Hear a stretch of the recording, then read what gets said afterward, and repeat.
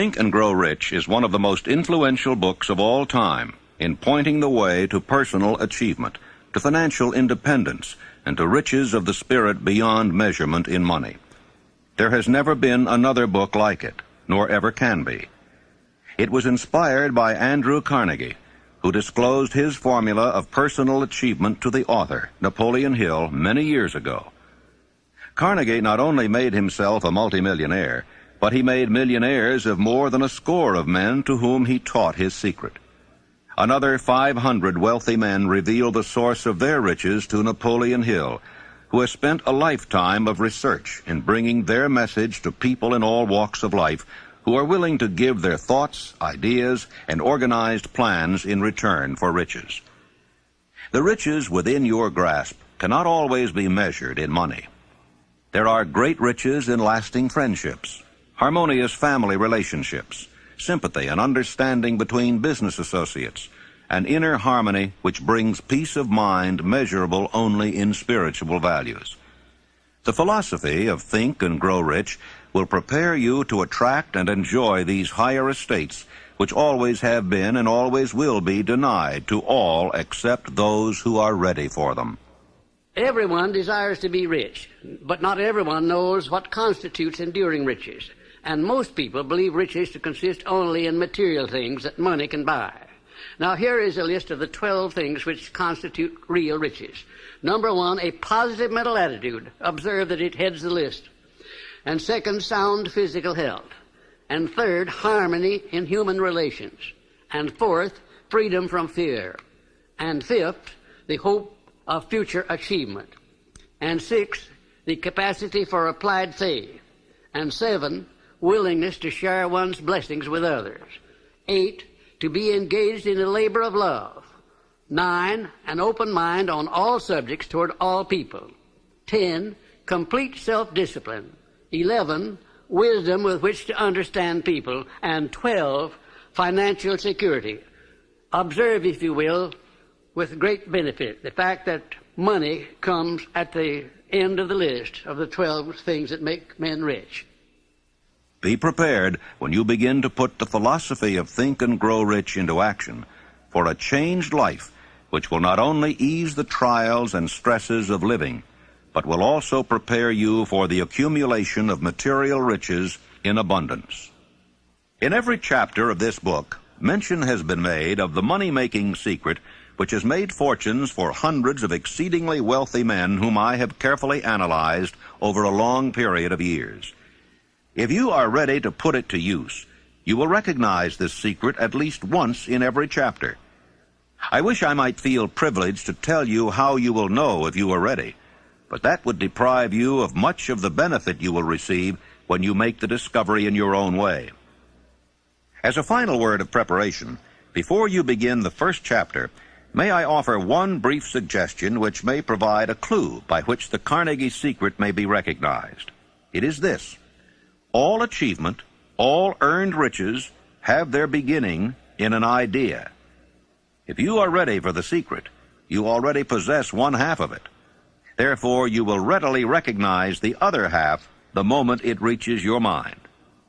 When you begin to think and grow rich, you will observe that riches begin with a state of mind, with definiteness of purpose, with little or no hard work.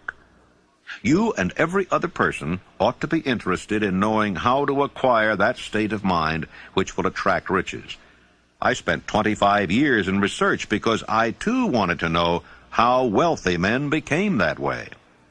My brother and I had matriculated at Georgetown University Law School intending to become lawyers. We didn't have any money, but I did have ability to write, and I promised that I would write stories about successful men, sell them to the magazines, and pay our way through. And my first assignment, fortunately, was with Andrew Carnegie in Pittsburgh. He gave me 3 hours. And when the 3 hours were over, he said, now, this interview is just beginning. Come on out the house, stay all night, and after dinner we'll take up the interview again. He kept me there 3 days and nights. And believe you me, I was more than flattered. I wondered what it was all about. He kept talking to me about the need for a new philosophy. He said, we've had many philosophies from the days of Socrates and Plato on down to the days of William James and Emerson, but most of them dealt with the moral laws of life. What we need is an economic philosophy for the man of the streets that will enable him to make use of the know-how gained by men like myself over a lifetime of experience. Well, it sounded very nice to me, except for one thing. I didn't know exactly what that word philosophy meant. And finally, at the end of the third day, he said, now look here, I have been talking to you for 3 days about the need for a new philosophy, and I'm going to ask you a question about it. If I commission you to become the author of this philosophy, give you letters of introduction to men whose experiences you will need in collaboration with yourself, are you willing to put in 20 years of research, because that's how long it will take, paying your own way as you go along without any subsidy from me, yes or no? Ladies and gentlemen, there have been many times in my life when I have faced difficult problems and difficult decisions, and I don't think I ever faced one more embarrassing than that. Because when Mr. Carnegie put that proposition to me, my hand was down in my pocket, and I was fiddling with the money that I had there just about enough to get back to Washington, and if I had to stay at a hotel instead of Mr. Carnegie's house, I wouldn't have had that much. I didn't even know the meaning of the word philosophy. And here the richest man in the world wanted me to go to work for him for 20 years without pay. Wasn't that a situation for you? I started to tell Mr. Carnegie, I started to do just exactly what you or the most of us people would have done under the same circumstances. And what do you think that was? What would you have done if you would have faced that sort of proposition, going to work for 20 years without any pay for the richest man in the world? Well, yes, that's what I was about to do. But something inside of me wouldn't let me open my mouth until I got a hunch that if Mr. Carnegie had kept me there for 3 days, it must have been for a purpose. That he must have seen something in me that I didn't know was there. Also, that a man with Mr. Carnegie's reputation for picking men certainly didn't pick me to do a job like that unless he knew I had the ability to do it. And whatever this something was, this silent, invisible person that was standing, looking over my shoulder and whispering in my ear, said, go ahead and tell him yes. I said, Mr. Carnegie, I not only will accept the commission, sir, but you may depend upon it that I will complete it. He said, I like the way you ended that sentence up, and I think you'll do it. You have the job. The only contribution Mr. Carnegie ever made to me outside of introducing me where I needed to be introduced was to pay my expenses in the early part of my relationship with him. The first man he sent me to see was Henry Ford. He said, I want you to go up to Detroit, become acquainted with Henry Ford, observe him carefully, because one of these days he's going to dominate the motor industry. And it's going to be second only to the steel industry. This was in 1908, the late fall of 1908, ladies and gentlemen. I went up there and spent 2 days trying to find Ford, and when I did find him, he came out of the rear of a shop where he'd been doing some experimenting with an old pair of overalls on, a plug hat or a derby hat that had been bashed in the crown, grease all over his hands. I remember he got my shirt sleeves dirty when I shook hands with him. And I sat down for a half hour with Mr. Ford, and about all of his conversation consisted of yes and no, mostly no. And I wondered how a man like Mr. Carnegie could have made a mistake like that. Imagine if Mr. Ford would ever be a leader in anything. Well, I won't tell you the rest of it. That's enough.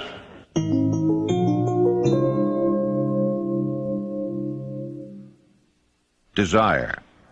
The starting point of all achievement. The first step toward riches. A long while ago, a great warrior faced a situation which made it necessary for him to make a decision which ensured his success on the battlefield. He was about to send his armies against a powerful foe, whose men outnumbered his own.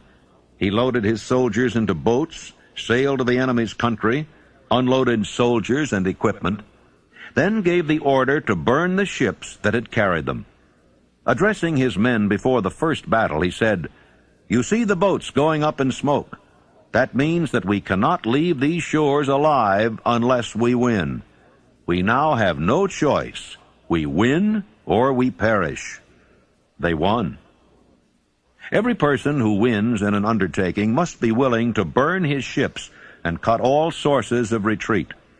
Only by so doing can one be sure of maintaining that state of mind known as a burning desire to win, essential to success.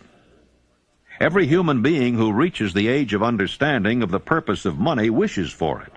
Wishing will not bring riches, but desiring riches with a state of mind that becomes an obsession, then planning definite ways and means to acquire riches, and backing those plans with persistence which does not recognize failure, will bring riches. 6 ways to turn desires into gold. The method by which desire for riches can be transmuted into its financial equivalent consists of 6 definite practical steps. That is, first, fix in your mind the exact amount of money you desire. It is not sufficient merely to say, "I want plenty of money." Be definite as to the amount. There is a psychological reason for definiteness, which will be described in a subsequent chapter.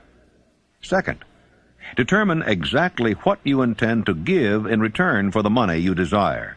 There is no such reality as something for nothing. Third, establish a definite date when you intend to possess the money you desire.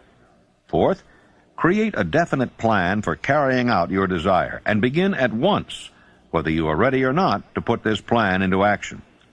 Fifth, write out a clear, concise statement of the amount of money you intend to acquire, name the time limit for its acquisition, state what you intend to give in return for the money, and describe clearly the plan through which you intend to accumulate it. Sixth, read your written statement aloud twice daily, once just before retiring at night and once after arising in the morning. As you read, see and feel and believe yourself already in possession of the money. It is important that you follow the instructions described in these 6 steps. It is especially important that you observe and follow the instructions in the 6th paragraph. You may complain that it's impossible for you to see yourself in possession of money before you actually have it. Here is where a burning desire will come to your aid. If you truly desire money so keenly that your desire is an obsession, you will have no difficulty in convincing yourself that you will acquire it. The object is to want money and to become so determined to have it that you convince yourself you will have it. Can you imagine yourself a millionaire? To the uninitiated, who has not been schooled in the working principles of the human mind, these instructions may appear impractical. It may be helpful to all who fail to recognize the soundness of the 6 steps to know that the information they convey was received from Andrew Carnegie, who began as an ordinary laborer in the steel mills, but managed, despite his humble beginning, to make these principles yield him a fortune of considerably more than $100 million. It may be a further help to know that the 6 steps here recommended were carefully scrutinized by the late Thomas A. Edison, who placed his stamp of approval upon them as being not only the steps essential for the accumulation of money, but for the attainment of any goal. The steps call for no hard labor. They call for no sacrifice. They do not require one to become ridiculous or credulous.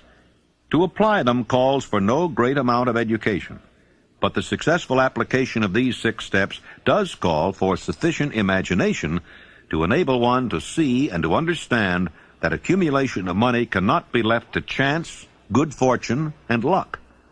One must realize that all who have accumulated great fortunes first did a certain amount of dreaming, hoping, wishing, desiring, and planning before they acquired money. You may as well know right here that you can never have riches in great quantity unless you can work yourself into a white heat of desire for money and actually believe you will possess it. If the thing you wish to do is right and you believe in it, go ahead and do it.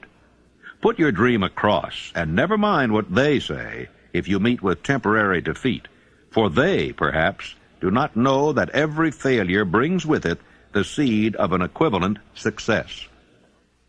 Thomas Edison dreamed of a lamp that could be operated by electricity, began where he stood to put his dream into action, And despite more than 10,000 failures, he stood by that dream until he had made it a physical reality. Practical dreamers do not quit. Imagine a man, for instance, standing by through 10,000 different failures, as Mr. Edison did, before giving up. His personal initiative was so definite that he told me that if he hadn't found the secret of the incandescent electric lamp, that at that very moment he would be in the laboratory working on it instead of being out there wasting his time talking with me. And then in a more serious note, Mr. Edison said, you know, I had to succeed because I finally ran out of things that wouldn't work. And I've thought of that so many times, wondering why more people don't keep on keeping on until they run out of things that won't work, for then they're bound to find the thing that will work. There is a difference between wishing for a thing and being ready to receive it. No one is ready for a thing until he believes he can acquire it. The state of mind must be belief, not mere hope or wish. Open-mindedness is essential for belief. Closed minds do not inspire faith, courage, and belief. Remember, no more effort is required to aim high in life, to demand abundance and prosperity, than is required to accept misery and poverty. I believe in the power of desire backed by faith, because I have seen this power lift men from lowly beginnings to places of power and wealth. I have seen it rob the grave of its victims. I have seen it serve as the medium by which men staged a comeback after having been defeated in 100 different ways. I have seen it provide my own son with a normal, happy, successful life, despite nature's having sent him into the world without ears. When my second son, Blair, was born, he was born without ears. And the doctors told me that he would be a deaf-mute all of his life. I told them he would not be a deaf-mute, and that he would live to have 100% of his hearing just like other children. And one of these doctors came over and put his arm on my shoulder, and he said, now look here, Napoleon, there are some things in this world that neither you nor I nor anyone else can do anything about, and now you face one of those situations. I said, Doctor, there is nothing in this world that I can't do something about, if it's nothing more than adjust myself to an unpleasant situation so it does not destroy my spirit. I went to work on that child through prayer before I ever saw him. I worked on him continuously, almost 4 hours a day for the first 4 years of his life. And at the age of about 18 months, we recognized that he was beginning to hear. We didn't know just how much. But by the time he had reached the 4th year, he had developed 65% of his normal hearing. And in his 3rd year in college, in the University of West Virginia, the Acousticon Company, manufacturer of hearing aids, heard about this unusual case, the only one of its kind in the world where a child born without ears ever learned to hear. Came down to the University of West Virginia and made him a special hearing aid that gave him the other 35% of his hearing, and Blair today has 100% of his hearing just exactly like I said he would. It's almost one of the modern miracles of medical science that this thing happened, and the doctors today don't know exactly how it did happen. I'm not so sure that I did, but I know what I was doing to help bring it about.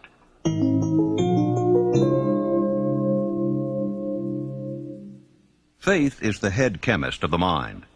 When faith is blended with thought, the subconscious mind instantly picks up the vibration, translates it into its spiritual equivalent, and transmits it to infinite intelligence, as in the case of prayer. The emotions of faith, love, and sex are the most powerful of all the major positive emotions. When the three are blended, they have the effect of coloring thought in such a way that it instantly reaches the subconscious mind, where it is changed into its spiritual equivalent, the only form that induces a response from infinite intelligence. How to develop faith? There comes now a statement which will give a better understanding of the importance the principle of autosuggestion assumes in the transmutation of desire into its physical or monetary equivalent. Namely, faith is a state of mind which may be induced or created by affirmation or repeated instructions to the subconscious mind through the principle of autosuggestion. Repetition of affirmation of orders to your subconscious mind is the only known method of voluntary development of the emotion of faith. No one is doomed to bad luck. There are millions of people who believe themselves doomed to poverty and failure because of some strange force over which they believe they have no control. They are the creators of their own misfortunes because of this negative belief. which is picked up by the subconscious mind and translated into its physical equivalent. In language which any normal human being can understand, we will describe all that is known about the principle through which faith may be developed where it does not already exist. Have faith in yourself, faith in the infinite. Before we begin, you should be reminded again that faith is the eternal elixir which gives life, power, and action to the impulse of thought. The foregoing sentence is worth reading a second time, and a third, and a fourth. It is worth reading aloud. Faith is the starting point of all accumulation of riches. Faith is the basis of all miracles and all mysteries which cannot be analyzed by the rules of science. Faith is the only known antidote for failure. Faith is the element, the chemical, which, when mixed with prayer, gives one direct communication with infinite intelligence. Faith is the element which transforms the ordinary vibration of thought created by the finite mind of man into the spiritual equivalent. Faith is the only agency through which the cosmic force of infinite intelligence can be harnessed and used by man. Thoughts which are mixed with any of the feelings of emotions constitute a magnetic force which attracts other similar or related thoughts. Now let us go back to the starting point and become informed as to how the original seed of an idea, plan, or purpose may be planted in the mind. The information is easily conveyed. Any idea, plan, or purpose may be placed in the mind through repetition of thought. This is why you are asked to write out a statement of your major purpose or definite chief aim, commit it to memory, and repeat it in audible words day after day until these vibrations of sound have reached your subconscious mind. Resolve to throw off the influences of any unfortunate environment and to build your own life to order. Taking inventory of mental assets and liabilities, you may discover that your greatest weakness is lack of self-confidence. This handicap can be surmounted and timidity translated into courage through the aid of the principle of autosuggestion. The application of this principle may be made through a simple arrangement of positive thought impulses stated in writing, memorized, and repeated until they become a part of the working equipment of the subconscious faculty of your mind. Self-confidence formula. First, I know that I have the ability to achieve the object of my definite purpose in life.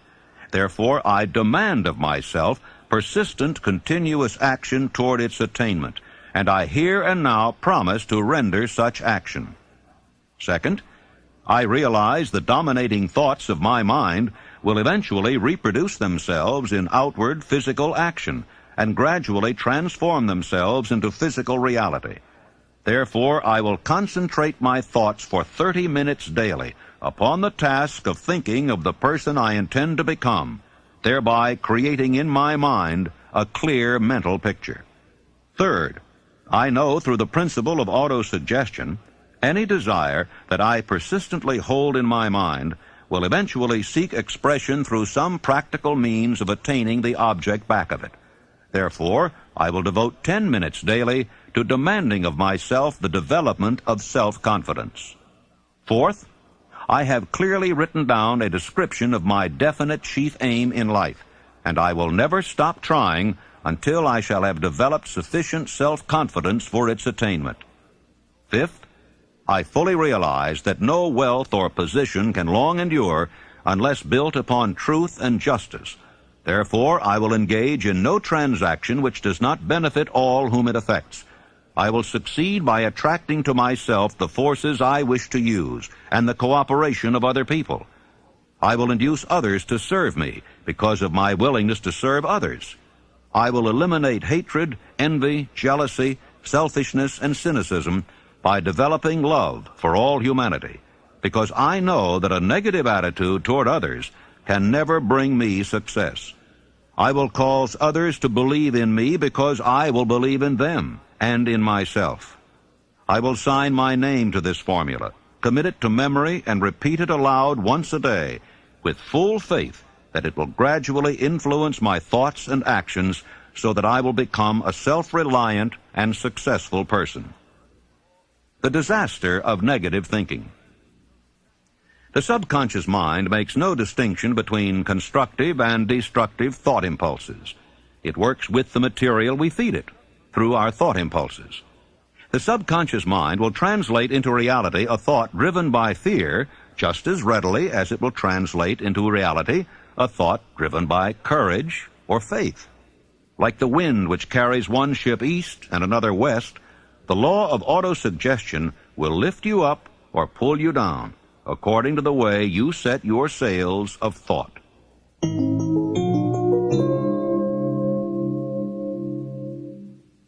Autosuggestion, the medium for influencing the subconscious mind, the third step toward riches. Autosuggestion is a term which applies to all suggestions and all self-administered stimuli which reach one's mind through the five senses.